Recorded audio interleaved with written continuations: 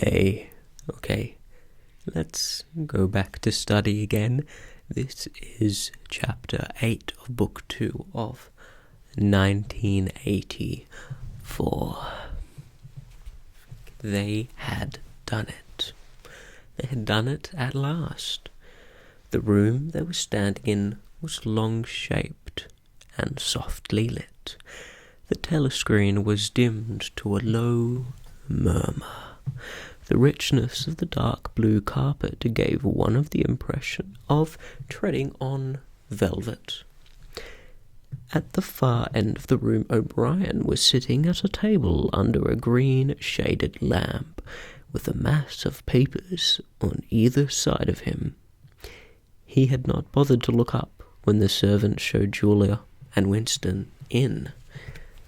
Winston's heart was thumping so hard that he doubted whether he would be able to speak. They had done it. They had done it at last, was all he could think. It had been a rash act to come here at all, and sheer folly to arrive together. Though it was true that they had come by different routes and only met on O'Brien's doorstep, but merely to walk into such a place needed an effort of the nerve. It was only on very rare occasions that one saw inside the dwelling places of the inner party, or even penetrated into the quarter of the town where they lived. The whole atmosphere of the huge block of flats, the richness and spaciousness of everything, the unfamiliar smells of good fortune and good tobacco, the silent and incredibly rapid lifts sliding up and down, the white-jacketed servants hurrying to and fro. Everything was intimidating. Although he had a good pretext for coming here, he was haunted at every step by a fear that a black-uniformed guard would suddenly appear from round the corner, demand his papers, and order him to get out. O'Brien's servant, however, had admitted the two of them without demur. He was a small, dark-haired man in a white jacket with a diamond-shaped, completely expressionless face, which might have been that of a Chinese. The passage down which he led them was softly carpeted, with cream-papered walls and a white wainscoting, all exquisitely clean. That, too, was intimidating. Winston could not remember ever to have seen a passageways whose walls were not grimy from the contact of human bodies. O'Brien had a slip of paper between his fingers. He seemed to be studying it intently. His heavy face bent down so that one could see the line of the nose, looked both formidable and intelligent. For perhaps 20 seconds he sat without stirring. Then he pulled the speak-right towards him and rapped out a message in the hybrid jargon of the ministries. Items 1,5,7 approve full wise stop. Suggestion contained. Item 6 double plus ridiculous virgin crime think cancel stop unproceed construction wise anti-getting plus full estimates machinery overheads stop end message. He rose deliberately from his chair and came towards them across the soundless carpet. A little of the official atmosphere seemed to have fallen away from him with the newspeak words, but his expression was grimmer than that of usual, as though he were not pleased at being disturbed. The terror that Winston already felt was suddenly shot through by a streak of ordinary embarrassment. It seemed to him quite possible that he had simply made a stupid mistake. For what evidence had he in reality that O'Brien was any kind of political conspirator? Nothing but a flash of the eyes and a single equivocal remark. Beyond that, only his own secret imaginings founded on a dream. He could not even fall back on the pretense that he had come to borrow the dictionary, because in that case Julia's presence was impossible to explain. As O'Brien passed the telescreen, a thought seemed to strike him. He stopped, turned aside, and pressed a switch on the wall. There was a sharp snap. The voice had stopped. Julia uttered a tiny sound, a sort of squeak of surprise. Even in the midst of this panic, Winston was too much taken aback to be able to hold his tongue. "You can turn it off," he said. "Yes," said O'Brien, "we can turn it off. We have that privilege." He was opposite them now. His solid form towered over the pair of them, and the expression on his face was still indecipherable. He was waiting somewhat sternly for Winston to speak, but about what? Even now it was quite conceivable that he was simply a busy man wondering irritably why he had been interrupted. Nobody spoke. After the stopping of the telescreen, the room seemed deadly silent. The seconds marched past, enormous. With difficulty, Winston continued to keep his eyes fixed on O'Brien's. Then suddenly his grim face broke down into what might have been the beginnings of a smile. With his characteristic gesture, O'Brien resettled his spectacles on his nose. "Shall I say it, or will you?" he said. "I will say it," said Winston promptly. "That thing is really turned off." "Yes, everything is turned off. We are alone. We have come here because—" He paused, realizing for the first time the vagueness of his own motives, since he did not in fact know what kind of help he expected from O'Brien. It was not easy to say why he had come.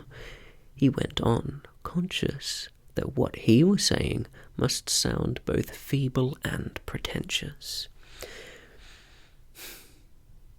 "We believe that there is some kind of conspiracy, some kind of secret organization working against the party, and that you are involved in it. We want to join it and work for it. We are enemies of the party. We disbelieve in the principles of INSOC. We are thought criminals. We are adulterers. I tell you this because we want to put ourselves at your mercy. If you want us to incriminate ourselves in any other way, we are ready." He stopped and glanced over his shoulder with the feeling that the door had opened. Sure enough, the little yellow-faced servant had come in without knocking. Winston saw that he was carrying a tray with a decanter and glasses. "Martin is one of us," said O'Brien impassively. "Bring the drinks over here, Martin. Put them round the table. Have we enough chairs? Then we may as well sit down and talk in comfort. Bring a chair for yourself, Martin. This is business. You can stop being a servant for the next 10 minutes. The little man sat down, quite at his ease, and yet still with a servant-like air, the air of a valet enjoying a privilege. Winston regarded him out of the corner of his eye. It struck him that the man's whole life was playing a part, and that he felt it to be dangerous to drop his assumed personality even for a moment. O'Brien took the decanter by the neck and filled up the glasses with a dark red liquid. It aroused in Winston dim memories of something seen long ago on a wall, or a hoarding, a vast bottle composed of electric lights, which seemed to move up and down and pour its contents into a glass. Seen from the top, the stuff looked almost black, but in the decanter it gleamed like a ruby. It had a sour, sweet smell.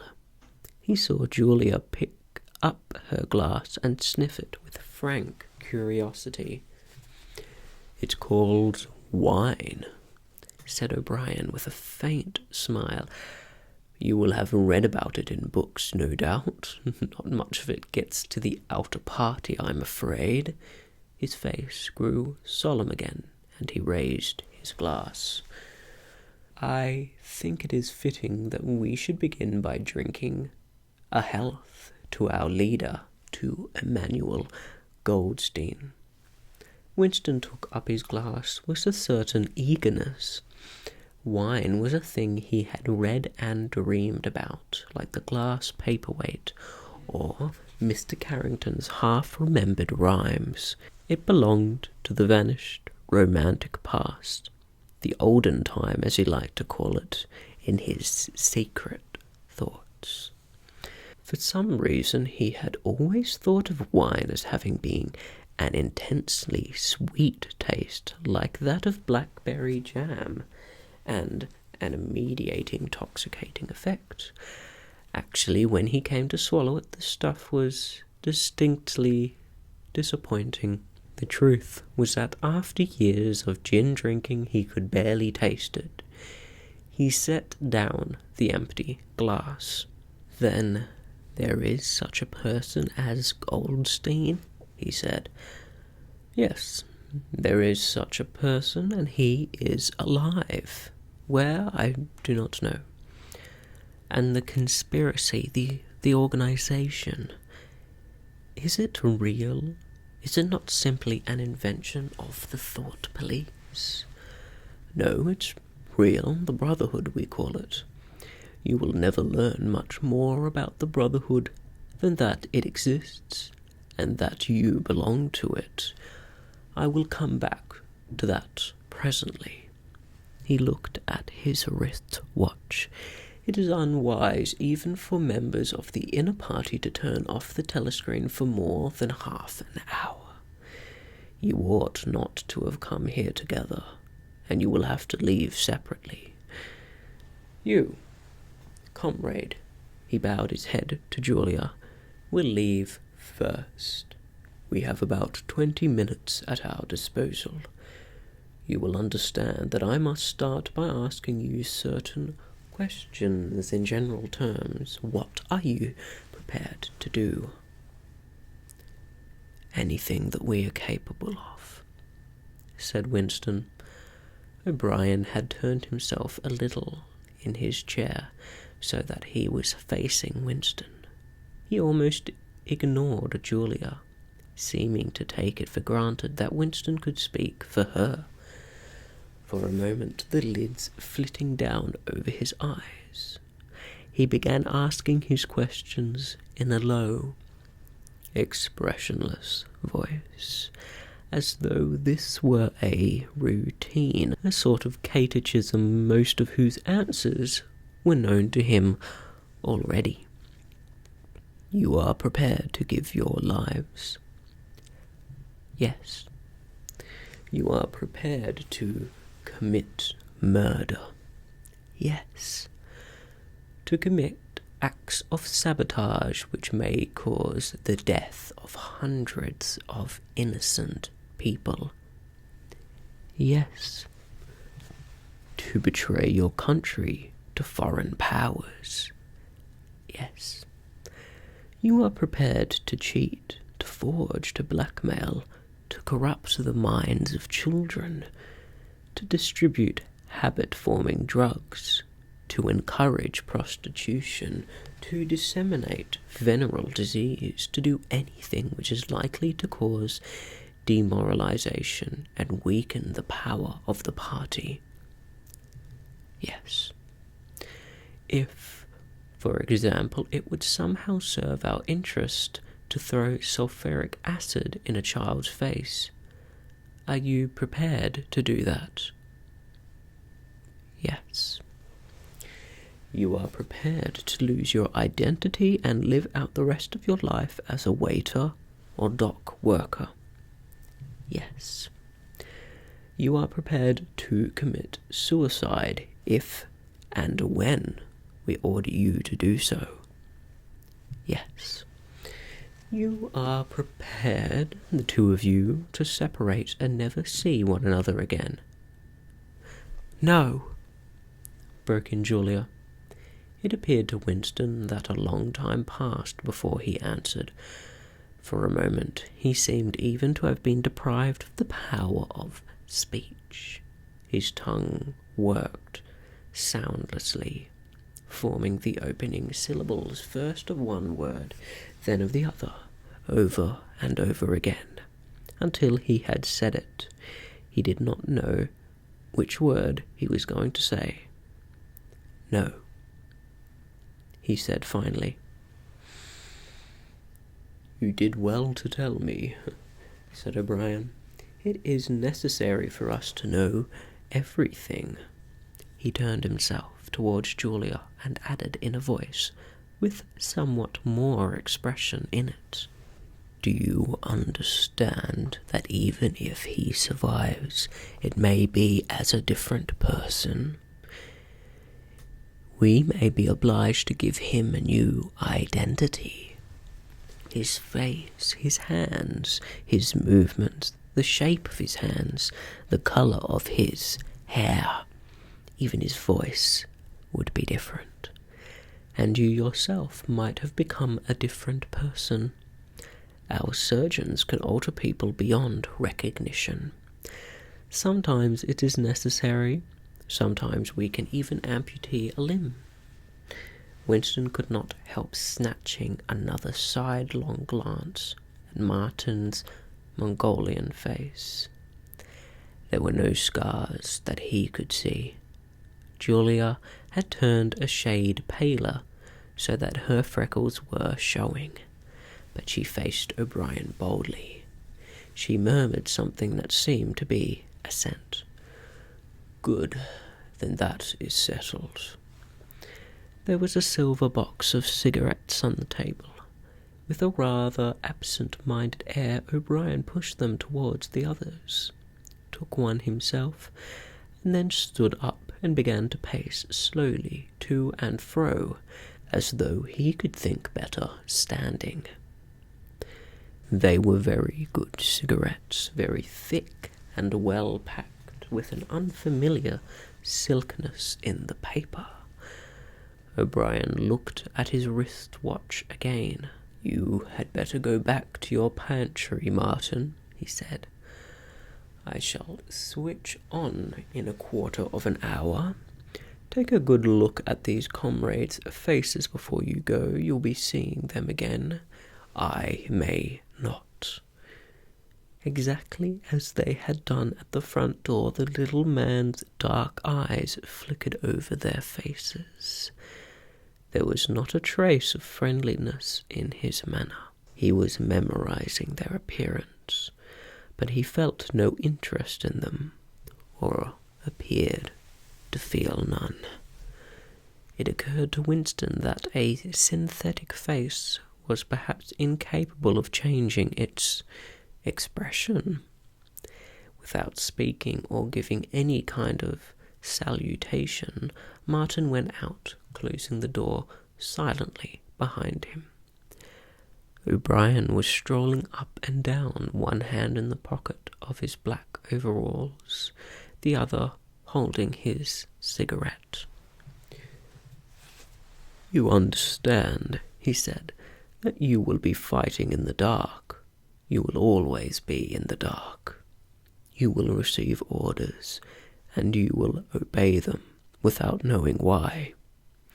Later I shall send you a book from which you shall learn the true nature of the society we live in, and the strategy by which we shall destroy it. When you have read the book, you will be full members of the Brotherhood. But between the general aims that we are fighting for and the immediate tasks of the moment, you will never know anything. I tell you that the Brotherhood exists, but I cannot tell you whether it numbers 100 members or 10 million. From your personal knowledge, you will never be able to say that it numbers even as many as a dozen. You will have 3 or 4 contacts, who will be renewed from time to time as they disappear. As this was your first contact, it will be preserved. When you receive orders, they will come from me. If we find it necessary to communicate with you, it will be through Martin. When you are finally caught, you will confess.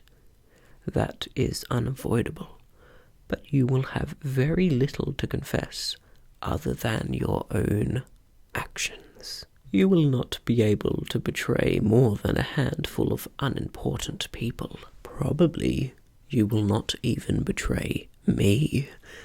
By that time, I may be dead, or I shall have become a different person with a different face. He continued to move to and fro over the soft carpet. In spite of the bulkiness of his body, there was a remarkable grace in his movements. It came out even in the gesture with which he thrust a hand into his pocket or manipulated a cigarette. More even than of strength, he gave an impression of confidence and of an understanding tinged by irony. However much in earnest he might be, he had nothing of the single-mindedness that belongs to a fanatic. When he spoke of murder, suicide, venereal disease, amputated limbs, and altered faces, it was with a faint air of persiflage. "This is unavoidable," his voice seemed to say. "This is what we have got to do, unflinchingly, but this is not what we shall be doing when life is worth living again." A wave of admiration, almost of worship, flowed out from Winston towards O'Brien. For the moment he had forgotten the shadowy figure of Goldstein. When you looked at O'Brien's powerful shoulders and his blunt-featured face, so ugly and yet so civilized, it was impossible to believe that he could be defeated. There was no stratagem that he was not equal to, no danger that he could not foresee. Even Julia seemed to be impressed. She had let her cigarette go out, and was listening intently. O'Brien went on. "You will have heard rumours of the existence of the Brotherhood. No doubt you have formed your own picture of it. You imagined probably a huge underworld of conspirators meeting secretly in cellars, scribbling messages on walls, recognizing one another by code word or by special movements of the hand. Nothing of the kind exists. The members of the Brotherhood have no way of recognizing one another, and it is impossible for any one member to be aware of the identity of more than a few others. Goldstein himself, if he fell into the hands of the thought police, could not give them a complete list of members, or any information that would lead them to a complete list. No such list exists. The Brotherhood cannot be wiped out because it is not an organization in the ordinary sense. Nothing holds it together except an idea which is indestructible. You will never have anything to sustain you except the idea. You will get no comradeship and no encouragement. When finally you are caught, you will get no help. We never help our members. At most, when it is absolutely necessary that someone should be silenced, we are occasionally able to smuggle a razor blade into a prisoner's cell. You will have to get used to living without results and without hope. You will work for a while, you will be caught, you will confess, and then you will die. Those are the only results that you will ever see. There is no possibility that any perceptible change will happen within our own lifetime. We are the dead. Our only true life is in the future. We shall take part in it as handfuls of dust and splinters of bone. But how far away that future may be, there is no knowing. It might be 1,000 years. At present, nothing is possible except to extend the area of sanity little by little. We cannot act collectively. We can only spread our knowledge outwards from individual to individual, generation after generation. In the face of the thought police, there is no other way. He halted and looked for the third time at his wristwatch. "It's almost time for you to leave, comrade," he said to Julia. "Wait, the decanter is still half full." He filled the glasses and raised his own glass by the stem. "What shall it be this time?" he said, still with the same faint suggestion of irony. To the confusion of the thought police, to the death of Big Brother, to humanity, to the future, to the past, said Winston. The past is more important, agreed O'Brien gravely. They emptied their glasses, and a moment later Julia stood up to go. O'Brien took a small box from the top of the cabinet and handed her a flat white tablet which he told her to place on her tongue. It was important, he said, not to go out smelling of wine. The lift attendants were very observant. Soon as the door had shut behind her, he appeared to forget her existence. He took another pace or two up and down, and then stopped. "There are details to be settled," he said. "I assume that you have a hiding place of some kind." Winston explained the room over Mr. Carrington's shop. That will do for the moment. Later we will arrange something else for you. It is important to change one's hiding place frequently. Meanwhile, I shall send you a copy of the book. Even O'Brien, Winston noticed, seemed to pronounce the words as though they were in italics. Goldstein's book, you understand, as soon as possible. It may be some days before I can get hold of one. There are not many in existence. As you can imagine, the thought police hunt them down and destroy them almost as fast as we can produce them. It makes very little difference. The book is indestructible. If the last copy were gone, we could reproduce it almost word for word. Do you carry a briefcase to work with you? He added, "As a rule, yes." "What is it like?" "Black, very shabby, with 2 straps." "Black, 2 straps, very shabby. Good. One day in the fairly near future, I cannot give you a date. One of the messages among your morning's work will contain a misprinted word, and you will have to ask for a repeat. On the following day, you will go to work without your briefcase. At some time during the day, in the street, a man will touch you on the arm and say, "I think you have dropped your briefcase." The one he gives you will contain a copy of Goldstein's book.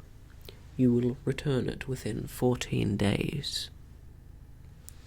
They were silent for a moment. "There are a couple of minutes before you need go," said O'Brien. "We shall meet again, if we do meet again." Winston looked up at him. "In the place where there is no darkness," he said hesitantly. O'Brien nodded without appearance of surprise. "In the place where there is no darkness," he said, as though he had recognized the allusion. "And, in the meantime, is there anything that you wish to say to me before you leave? Any message? Any question?" Winston thought. There did not seem to be any further question that he wanted to ask. Still less did he feel any impulse to utter high-sounding generalities. Instead of anything directly connected with O'Brien or the Brotherhood, there came into his mind a sort of composite picture of the dark bedroom where his mother had spent her last days, and the little room over Mr. Carrington's shop, and the glass paperweight, and the steel engraving in its rosewood frame. Almost at random he said, "Did you ever happen to hear an old rhyme that begins, 'Oranges and lemons, say the bells of St. Clemens'?" Again, O'Brien nodded. With a sort of grave courtesy, he completed the stanza. "Oranges and lemons, say the bells of St. Clemens. You owe me 3 farthings, say the bells of St. Martin's. When will you pay me, say the bells of old St. Bailey. When I grow rich, say the bells of Shoreditch." "You know the last line?" said Winston. "Yes, I knew the last line. And now, I'm afraid, it is time for you to go. But wait, you had better let me give you one of these tablets." As Winston stood up, O'Brien held out a hand. His powerful grip crushed the bones of Winston's palm. At the door, Winston looked back, but O'Brien seemed already to be in the process of putting him out of mind. He was waiting with his hand on the switch that controlled the screen. Beyond him, Winston could see the writing table with its green shaded lamp, and the speakwrite, and the wire baskets deep laden with papers. The incident was closed. Within 30 seconds, it occurred to him, O'Brien would be back at his interrupted and important work on behalf of the party. What an interesting chapter. I hope that you liked it. Now, let's get a move on and we'll study the next chapter sometime soon.